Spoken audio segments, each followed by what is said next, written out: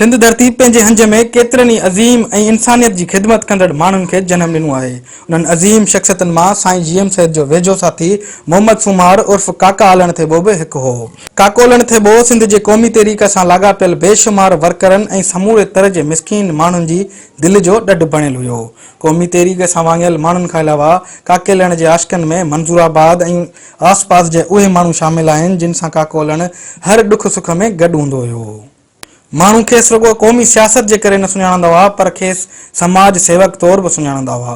काके अलण थेबो पंहिंजे इलाइक़े जे एतिरनि ग़रीब माण्हुनि जी ख़िदमतूं कयूं जो अॼु बि खेसि सुठनि लफ़्ज़नि सां यादि कयो वञे थो। मुंहिंजो बाबा साईं जीएम सैद जो वेझो साथी रहियो, पूरे एतमाद माना जंहिं ते साईं अखियूं बंदि करे एतमाद करे उहो साथी रहियो। काका अलण जी ख़िदमतूं न सिर्फ़ु मंज़ूराबाद पर हींअर डिस्ट्रिक्ट जाम शुरू आहे। पहिरीं डिस्ट्रिक्ट दादू हुयो, पूरे दादू ज़िले में कयल कम पर अॼु ताईं बि हर जॻह तां माण्हू मिले थो चवंदो आहे बाबा काका अलण ही कम करे वियो, काका अलण असांखे ही ॻाल्हि पहुचाए वियो। काका अलण थे वो इलाही कुछ कयो है, ॿारनि जे लाइ तालीम जो जेको असो कयो, हुन जानवरनि जी अस्पताल खोली। काका अलण जेको इंसान ज़ात सां प्यार कंदो, तमामु घणो प्यार कंदो, तमामु घणी मोहबत कंदो ऐं उन्हनि सां ॾुख में सुख में गॾु हूंदो।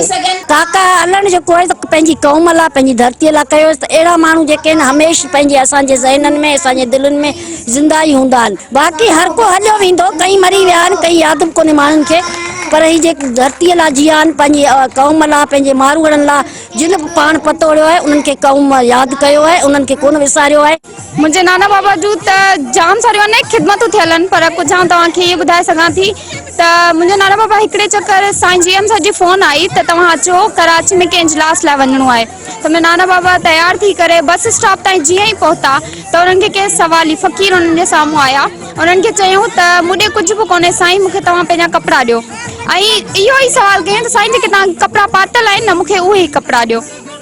त मुंहिंजे नाना बाबा उन्हनि खे उहे कपिड़ा लाहे ॾिना ऐं मुंहिंजे नाना बाबा जी आदत हूंदी सदाईं अजरक जो या त कंहिं टुवाल जो न पटको ॿधंदा हुआ त उन पटके सां उन टुवाल सां पंहिंजी गोॾ ॿधी घर आया।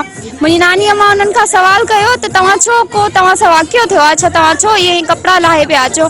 त उन्हनि चयो हिकिड़ो सवाल ई अची वियो जंहिं अलाह जे नाले ते मूंखां कपिड़ा घुरिया ऐं मूंखां कुझु पैसा बि घुरिया त मुंहिंजे जेके बि पैसा हुआ ऐं मुंहिंजे कपिड़ा ई हुआ जेके मूं उन्हनि खे ॾेई छॾिया हुआ।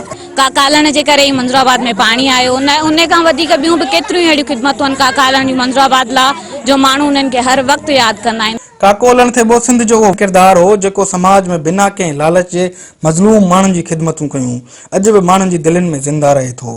माण्हू अॼु बि काके अलण जूं साड़ियूं ईअं यादि कंदा आहिनि ॼण काको अलण अॼु बि उन्हनि विच में मौजूदु हुजे।